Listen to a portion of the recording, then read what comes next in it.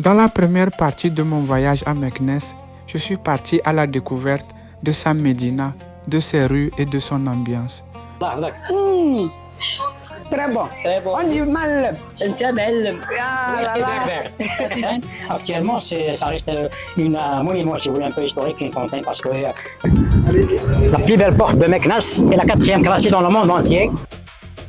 Mais Meknès possède une autre dimension, une dimension impériale.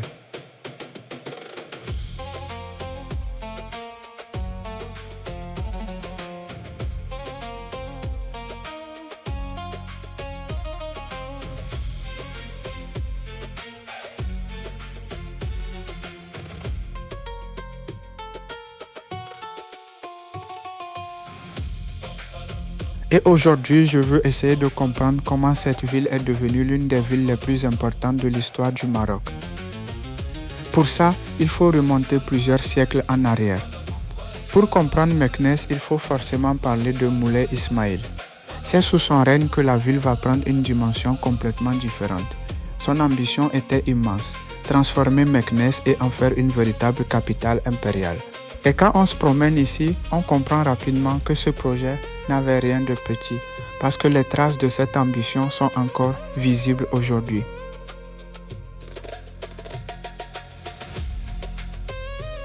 Maintenant, on va entrer dans cette partie de Meknès qui raconte probablement le mieux son passé impérial.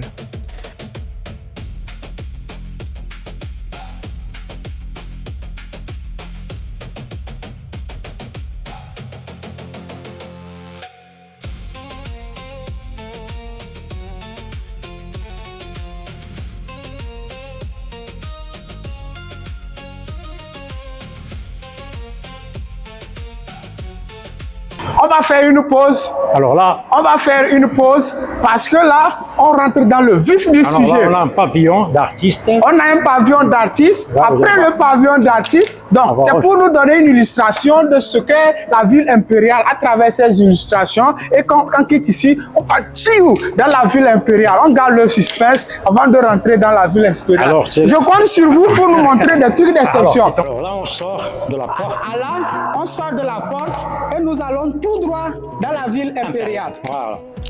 Allez les gars, bonne arrivée dans la ville impériale de Meknès. Allez, on fait confiance à notre guide. Nous sommes à l'intérieur de la ville impériale, n'est-ce pas, monsieur? Oui, exactement.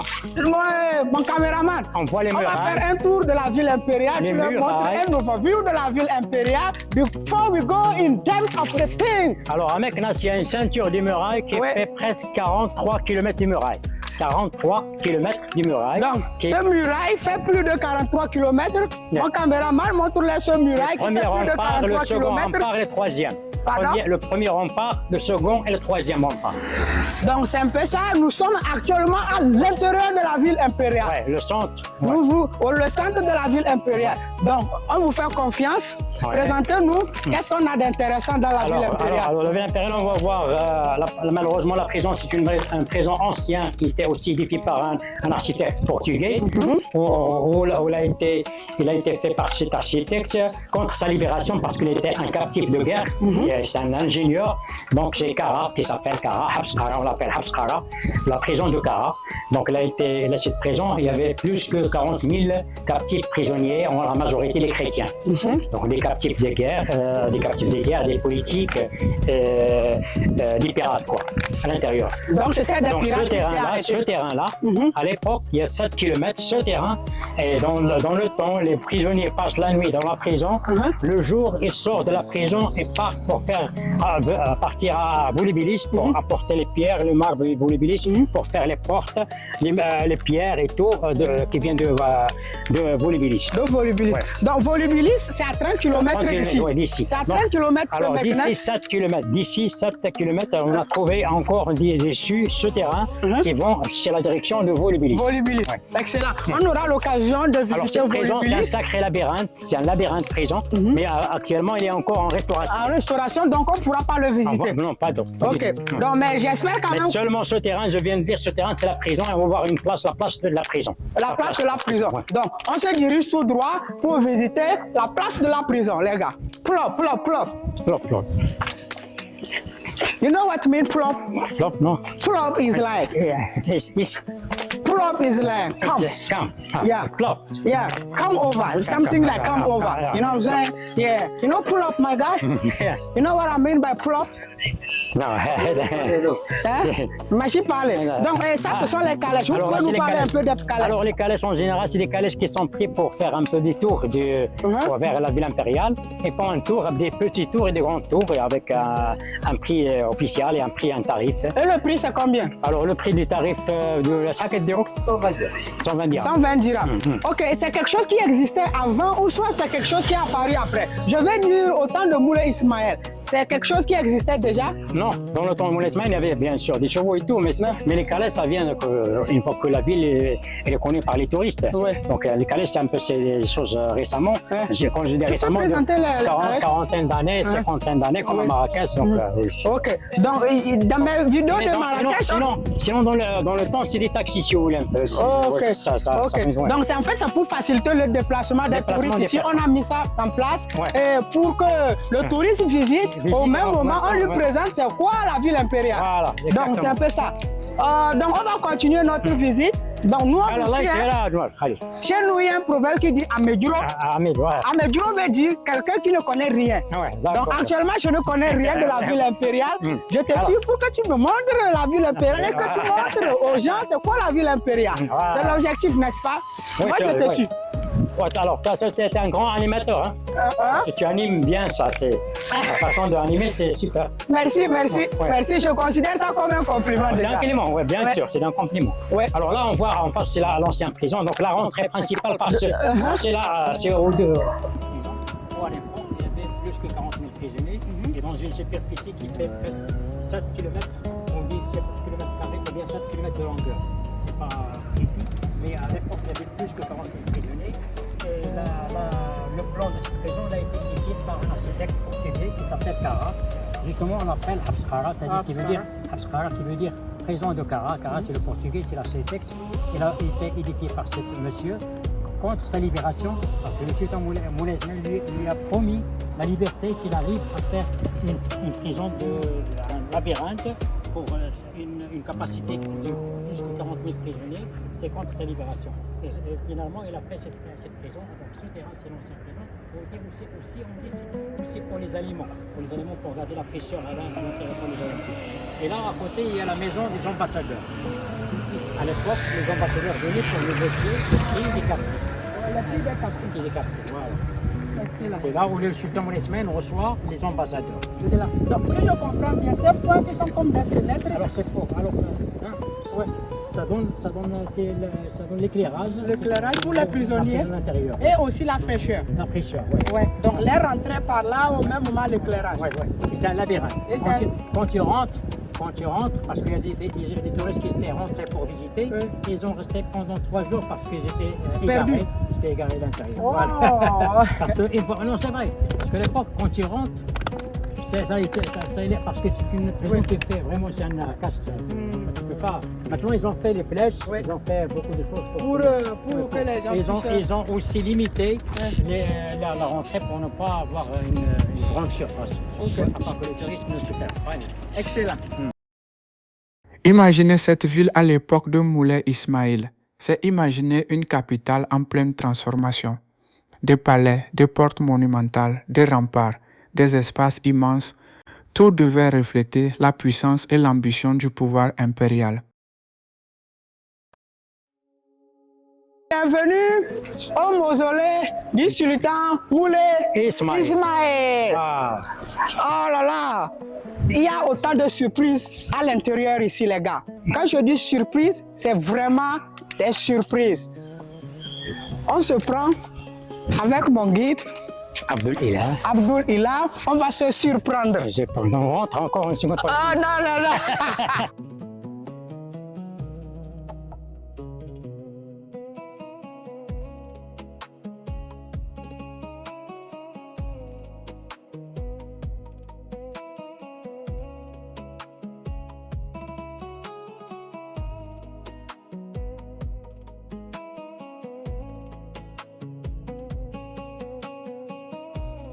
est venu à mausolée lorsque le sultan Moulay Ismaïl est mort.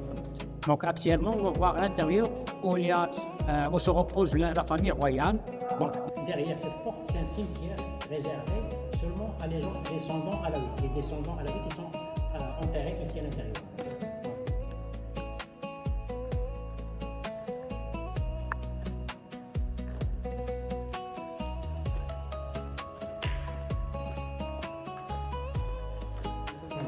Alors, là, cette architecture qu'on voit un peu, c'est comme si vous avez été en Andalousie, parce que le sultan Moulay Ismaïl était fasciné par l'architecture de l'époque. Donc, c'est un peu le style andalousie qu'on voyait, style andalou, arabe, musulman.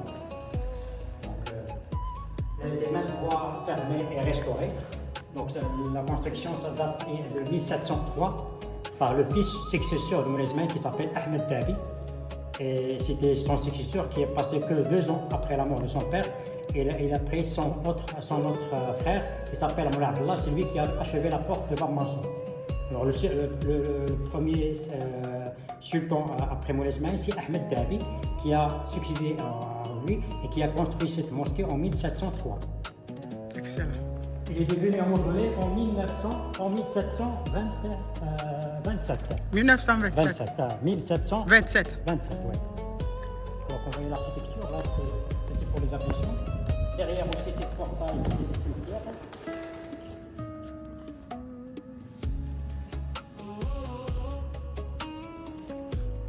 Derrière cette porte, il y a les cimetières. Oui. Là, il y a deux mausolées des grands poètes, wali et saints. 2 saints pieux qui sont enterrés à l'intérieur.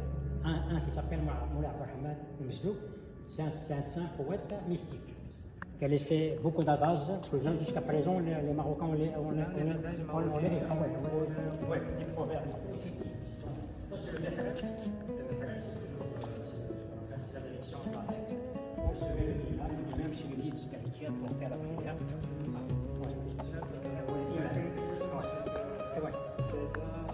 Ouais, imam. Le imam. Là, c'est le minaret aveugle. Le minaret aveugle, parce que comme le palais royal est juste à côté, alors la majorité des minarets qui sont à côté, toujours à côté du palais, ils sont fermés.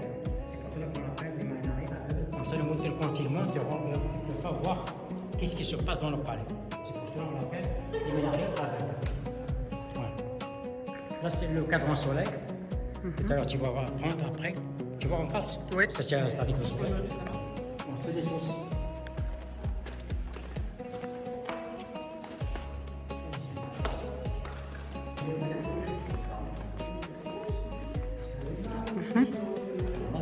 C'est la salle funéraire, la salle royale, où il y a 4 tombes principales. Celui de sa femme favorite, Khanat ibn Wagar à droite, son fils successeur Ahmed Dabi, le sultan Moulay Ismaïl et Moulay Abdelrahman bin Hissam, 3 rois. Moulay Abdelrahman bin Hissam, c'est son petit-fils, le sultan Moulay Ismaïl, son successeur Ahmed Dabi, sa femme favorite. Sur les tapis, beaucoup des tombes de la famille royale, des princes, des princesses sur les tapis, des tombes plates. Les horloges, c'est des horloges comptoises, c'est un cadeau de Louis XIV. Parce que dans le temps, il y avait une histoire que le sultan a voulu épouser la fille de Louis XIV. Ah, c'est un cadeau de Louis XIV. Alors, 4, il y en a 4, il y en a une ici, il y en a une ici. Ok. Tout à l'heure, vous allez voir une autre ici à 3 dans la fenêtre, le 4e est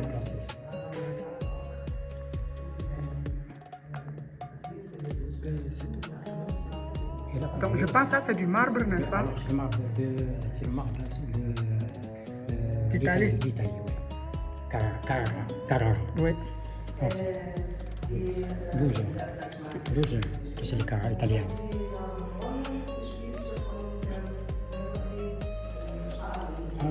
Aussi, derrière cette porte, c'est un cimetière qui monte à l'intérieur, où il y a beaucoup de temps de la famille descendants.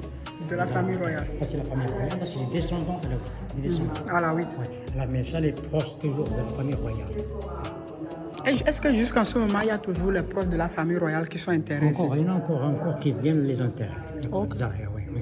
Il y a 2 ans, il y avait une femme qui était enterrée. Ici? Il reste encore quelques familles. Sinon, il y en a à Rabat aussi. En 2023. En 2024, il y avait une dame qui Oui, était... oui. C'était, Justement, c'était pendant le ramadan, je pense. le Ramadan, c'était en mai, je pense. Oui. Oui, J'étais- oui. J'avais fait la... Alors c'est la dernière. Ici? Oui. Oui. Et encore, il y a encore une autre personnage. C'est pas une femme, un monsieur qui était enterré. Il y a encore des familles. Sinon, les autres, c'est les descendants qui sont proches des Alaouites, qui ont le ticket des Alaouites. Donc on les enterre ici. Donc voilà le Zanis qu'on voyait, le Zeps, ça c'est on l'appelle le Zeps. Et c'est le calligraphique aussi. Ensuite, on a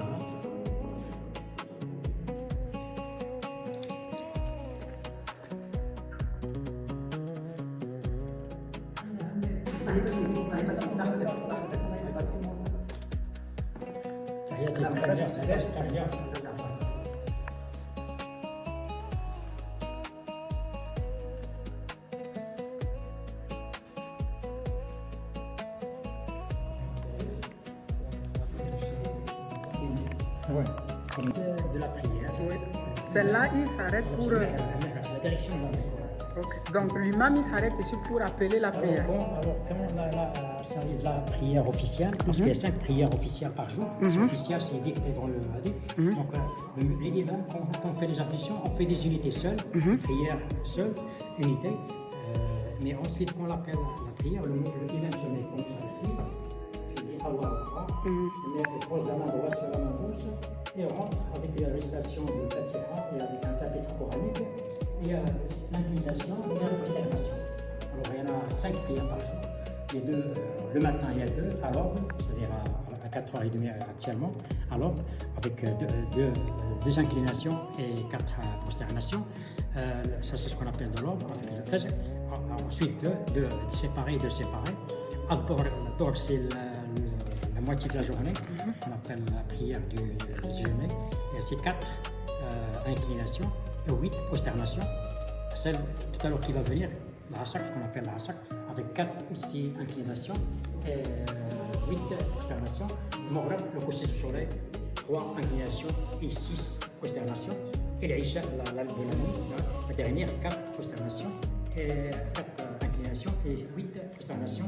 Alors il y a la prière qui sont oralement, celle du coucher du soleil et de la nuit, et de l'aube avec la voix haute, et celle de Dhuhr et l'Asr, c'est silencieuse. C'est-à-dire, tu ne sais pas ce que je dis, et tu ne sais pas. Les autres, ils sont dictés par le imam. Alors, l'imam, c'est lui qui dicte et les gens écoutent. Et quand tu es seul, tu peux toi faire ça seul. Quand la prière, il y a un empêchement qui t'a empêché de faire la prière officielle, tu peux toujours la rattraper et tu la mets seul comme on le fait. Mais toujours, il y a ce qu'on appelle des notes, la note bien, c'est toujours compté avec le groupe. Avec le groupe, on dit il y a 27 hasana. 27, c'est comme si tu as $27. Quand tu es un seul, seulement tu as $1. Alors la hasana, c'est un devise de notre vie. C'est pas là, on en parle de l'argent, le matériel. Mais là, je parle de hasana, c'est comme un peu un devise. Quand tu fais la scène avec tout le monde, tu as plus de hasanat et tu as plusieurs des bonnes notes, surtout avec concentration de tout. Et quand tu le fais seul, tu en as une seule. Mais suivant toujours, ça c'est les prières, il y a le zakat, il y a l'aumône, ça c'est le zakat de l'aumône, parce que c'est un l'aumône. Il y a le ramadan, le carême, et il y a la station de Dieu, il y a 5 prières. Allah, gloire à Dieu. Gloire à Dieu, gloire à Dieu. Ça c'est Allah. Ça c'est gloire. L'Izzo lillah. L'Izzo lillah. J'ai même entendu le bruit des horloges apparemment. Ouais. Ouais. Il y a les horloges qui viennent de faire tchin. Travaille encore et travaille.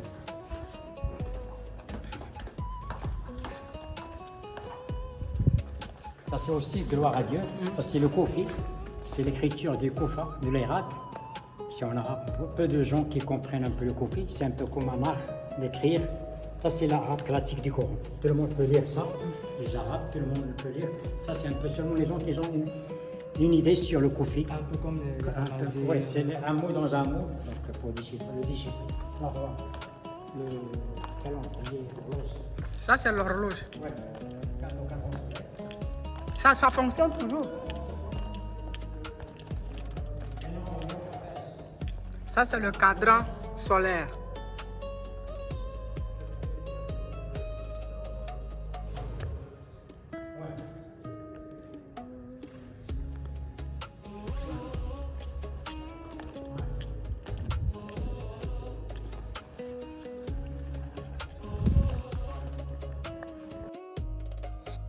Et c'est probablement ici que je commence vraiment à réaliser l'importance historique de Meknès. Ismaël, à côté du mausolée, de la mosquée dans le temps. Donc ici, on a le mausolée. Derrière, il y a le palais royal, un palais, mais ça ne se visite pas. Il y a un jardin du Golfe Royal. Donc il y a l'ancien palais du sultan Moulay Ismaël et le nouveau palais de Mohamed VI qui est habité par la famille royale. Ouais. Et à côté, on a Dar el-Kabira, la grande maison où il y a à l'époque la famille royale qui habitait en XVIIe siècle. Actuellement, c'est un quartier très important à visiter. Je vous montre quand même pour le voir. Au quartier Dar el-Kabira. Dar el-Kabira, c'est la grande maison. Ok. Donc, tu peux présenter un peu l'environnement. Alors là, les ruines, c'est les anciennes ruines des anciens palais qui étaient. C'est les ruines des anciens palais. Oui. Alors, Dar el-Kabira, c'était dans l'époque où Sultan Moulay Ismaël a été ici, il a gouverné à Meknès pendant 2 ans comme gouverneur. Et son frère Rachid, premier roi alaouite, il s'appelle Rachid, il était Abbas. Et lorsque son frère est mort, lui, il a pris l'intronisation. Donc, il avait une idée sur la ville de Meknès, avec les 2 ans de gouverneur. Il a resté pendant 55 ans de règne dans le temps. Il est mort à l'âge de 81 ans. 81 ans. Ouais. Donc cette partie, c'est la partie des tapis. Royal. Alors là, c'est les tapis coopératifs d'artisans. Donc c'est le produit localement ou bien ça vient? Alors si vous voulez donner une idée sur le ville local de Meknès, vraiment Damas Kiné. Si vous voulez faire une publicité pour ça, ça fait plaisir. Salam alaikum. هذا الإشعار شوية. Alors, Hassan. Alors là, c'est le charme. Salam alaikum. Je vais vous présenter l'artisanat de Meknès dans son intégralité. Pour cela, le propriétaire de la boutique va nous faire visiter. Donc, on va aller pour la visite. Let's go. Il y a assez de surprises à l'intérieur ici à vous présenter. Peace. Faire la publicité de votre espace pour les gens qui seront intéressés. Ils vont passer, une fois qu'ils visitent Moulay Ismaël, et ils vont passer à faire des achats. Ils auront l'occasion de passer voir. Exactement. Ouais. Donc, vous... Et original de Meknès, c'est ça. Ça, vous n'aurez pas l'occasion de voir ailleurs. Ça n'existe nulle part ailleurs, sauf à Meknès. Caméraman, tu peux venir leur montrer ici? Depuis le Maroc, ça existe uniquement à Meknès. Mais ça existe dans d'autres villes au monde. L'origine, ça vient de Damas. Damas. De la Syrie. La Syrie? Oui, c'est pour cela qu'il porte le nom Damaskiné, parce que ça vient de Damas. Ça existe aussi à Tolède, en Espagne. Et je pense que la Syrie, c'est l'Empire ottoman dans l'ancien temps, non? Oui. Je pense à l'Empire ottoman. Non, c'est les Omaïdes. Les Omaïdes, ouais. Ok. Ouais. Donc, on retrouve, ces objets sont retrouvés ici à Meknès et en Syrie, principalement. Et à Tolède, en Espagne. Et à Tolède, en Espagne. Et c'est comme ça que vous travaillez ces objets-là. Ouais. Donc, caméraman, rapproche-toi un peu. Et on va présenter comment ça se travaille. Le masquiné, c'est du fer forgé, incrusté avec le fil d'argent. Ça, c'est le fil d'argent. Mais pour arriver à obtenir une pièce tout noire,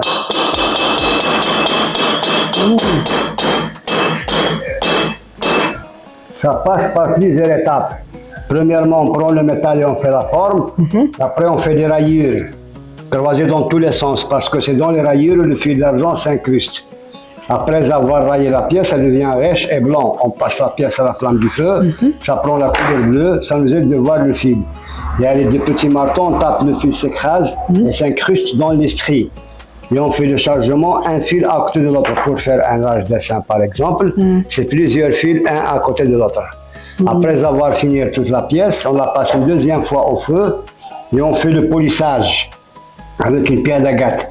Et ça devient tout lisse et tout blanc. Et ça passe une 3e fois au feu avec un bain d'huile pour obtenir la couleur noire. La couleur noire. Donc, c'est la finition, c'est le produit final comme ça. La couleur définitive, c'est le noir. Ok. Comme ça. Donc ça, ce sont les fils incrustés comme ça. Ouais, ce sont Donc, des fils d'argent.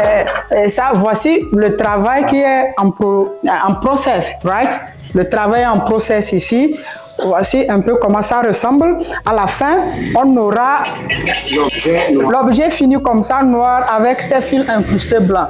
C'est du travail manuel qui prend beaucoup de temps pour faire ces travaux-là. Donc, ça pas tout, bien sûr. On a d'autres objets ici, comme ces objets-là, qui sont toujours faits dans la même technique. Oh, crazy, man. En anglais, Crazy man. crazy, man. You do some crazy things right here, you know? Donc, il a beaucoup d'objets ici traditionnels de très très haute qualité manuelle. Chez nous, on appelle ça tchitcheri. Ouais, ça c'est de chez vous. Oui, ça c'est des chevaux. Chez nous, on appelle ça tchitcheri. Tchitcheri. Tchitcheri. Tchitcheri. Oui, les sculptures, on les appelle tchitcheri chez nous.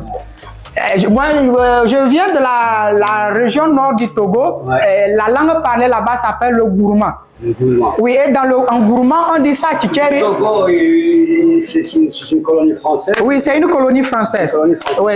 Mais les Togolais sont très bons en anglais aussi. Et ils sont très intelligents. Congo, c'est anglais.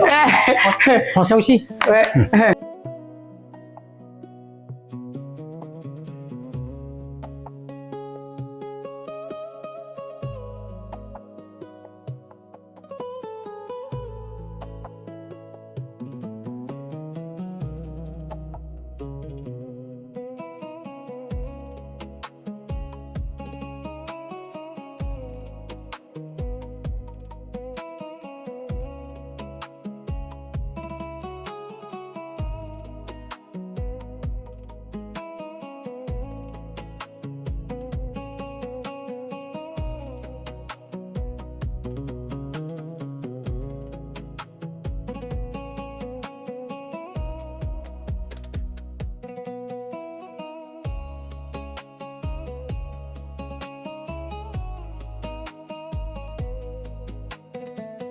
Kabira ici. C'est quoi Dar Kabira? Alors, Dar Kabira, c'est la grande maison de royale, la grande maison de la famille royale. Donc, toute la famille royale habitait ici. Donc, à l'époque, on va voir la plus belle quartier. Ok. Salam alaikum. Alors, Je peux ouais. conduire. Je peux venir conduire. Ouais. Chouya.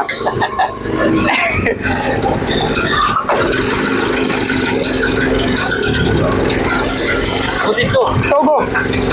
Ouais, je suis du Togo. Merci. Je peux essayer. Ouais, là, j'ai. Ah, ça ne m'arrive pas. Ça c'est dangereux. Ouais, dangereux. Oh, pip, pip, pip, pip, pip, pip, pip, pip, pip, pip, pip, pip. Choukran. Il fait tellement chaud, il faut qu'on boive un peu de l'eau pour se réhydrater. Et notre guide nous a offert de l'eau. Mon caméraman va prendre pour lui, ça c'est pour moi, tu tiens. Bismillah. Bismillah. Bismillah. Bismillah. Bismillah. Bismillah. Bismillah. Ah, Bismillah. Merci. On continue notre visite. Dar el-Kabir. Dar el-Kabir. Dar el-Kabir. Et par rappel, c'est quoi Dar el-Kabir? Alors, c'est la grande maison. C'est la grande maison. Donc, ici, c'est la grande maison royale. Royale, ouais. Où les proches du roi habitaient ici. Ouais. La majorité de la famille, dans l'époque, habitait ici. C'est le S'il premier. te plaît, viens. Adresse, c'est le premier quartier royal. C'est le premier quartier royal ici à Meknes. Ouais. Et il y a à Rabat, il y a un quartier qui s'appelle Kasba de Oudaya. C'est le premier quartier à Rabat. Alors ici, c'est Dar Kabira. Alors, Dar Kabira, ça veut dire c'est le premier quartier royal. le premier, tu montres un peu les détails du Dar el Kabira. Dar Kabira. Regarde un peu l'architecture. Oh, mal. Ici, c'est pas un endroit touristique. Oui. Dar el Kabira. Regardez cette beauté. Et les chats ici qui sont en train de faire les chiou chiou chiou chiou chiou. Chiou chiou chiou chiou. Salam Fouya. Là-bas, Salik. Salam Sidi. Là-bas. Chaud, chaud, chaud, chaud, chaud, chaud, chaud, chaud, chaud, chaud, chaud. Chaud, chaud, chaud, chaud, chaud, chaud, chaud, chaud, chaud, chaud. Malheur comme Rouille à la base. Yeah, Cristiano Messi. Yeah, Cristiano Ronaldo. Malheur. Donc, nous sommes à Dar Al-Kabira.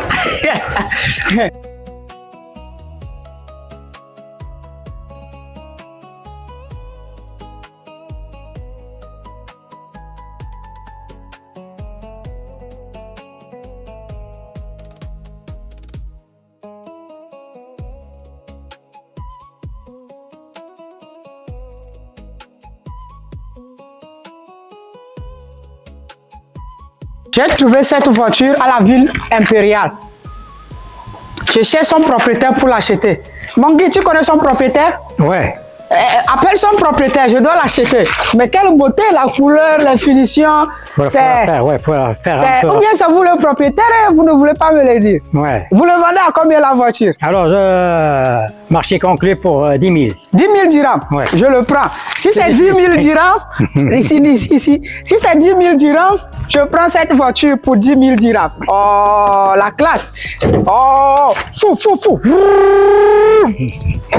Mal. C'est la voiture, elle est dingue ça. C'est un monument, hein? Oui, ça c'est pas une voiture, ça c'est un monument, c'est pas une voiture. Hein. Tu prends ça, tu mets ta main comme ça et puis you know what I'm saying. You want to drive with me, please? Do you want to drive with me? Ah, I don't know. Yeah, donc on signe l'accord. L'accord est signé pour 10 000 dirhams. Ouais. On a signé l'accord pour 10 000 dirhams. C'est quoi ce boulevard? La ruelle, on l'appelle Assarak. Assarak. Qui veut dire le couloir à ciel ouvert. Le couloir à ciel ouvert. C'est un mot berbère. Assarak, c'est un mot berbère. Ok, couloir à ciel ouvert. Ouais. Qui donne accès au palais royal actuel. Actuel. Le palais du roi Mohamed VI. Mohamed VI. Donc, L'ancien palais, okay. et moi. Oui, Okay. donc voici le couloir ici. Bon, ce que je préconise, c'est qu'on ne passe pas loin parce que souvent il y a des interdictions de filmer. Alors, comme vous voyez, c'est une porte brute un peu, elle fait très sévère. Oui, avec à partir du marbre même. Marbre. Ça c'est du marbre, n'est-ce pas? On l'appelle aussi la porte du vent. La porte du vent. Parce qu'il y a le vent qui se bat. On l'appelle Babriyah en arabe. Et qu'est-ce qui a fait la force de cette porte? C'est une porte. Alors aussi, on dit que dans le temps, c'est quelqu'un qui se trouve à l'intérieur et c'est catastrophique pour lui. Ah. Donc c'est un couloir, on l'appelle le couloir de la mort aussi. Ok, excellent. Donc notre visite va s'arrêter ici. C'est la porte, c'est le couloir à Sarag. Le couloir à Sarag, on ne peut pas dépasser ici. Qui veut signifier le couloir à ciel ouvert. Le couloir à ciel ouvert. Donc 1000 mètres de longueur et 13 mètres de largeur. Donc on ne peut pas continuer parce que c'est le palais royal qui commence. C'est l'interdiction de filmer. Si on voit ça fait tourner ça va prendre beaucoup de temps. Oui, ça va prendre beaucoup de temps. Donc on va pour ce qui est de la ville impériale, on va arrêter la visite ici et j'aimerais que vous nous donnez votre avis par rapport à la ville impériale. Qu'est-ce qui a fait la force de la ville impériale? Comment? Qu'est-ce qui a fait la force de la ville impériale? Alors la ville impériale, c'est l'endroit où il y a les palais royaux. Il y avait à l'époque les palais royaux où habitait le roi, le sultan, ce qu'on appelle. Donc ça fait partie de la ville impériale. Donc ça c'est la ville impériale, c'est veut dire c'est où il y a le palais royal, la famille royale, ou la résidence royale, donc signification donc de cette ville impériale. Excellent. Ouais. Excellent. Donc, c'est un peu ça la ville impériale. Moi, si je vais donner ma vision de la ville impériale, après cette visite-là, moi, je suis ébloui par la beauté de l'architecture, le marbre tout autour, sans parler de la maison. Les arcades. Les arcades, sans parler de la maison du sultan Moulay Ismaël, qui est... c'est unique, tout est unique. Je suis tellement ému, je sais pas quoi dire. Donc, j'invite tout le monde, venez visiter Meknès, visiter la ville impériale de Meknès. Vous n'allez pas regretter cette visite-là. Voilà. Quand on voit tout ça aujourd'hui, c'est difficile d'imaginer le travail et l'ambition qu'il a fallu pour créer une ville comme celle-ci.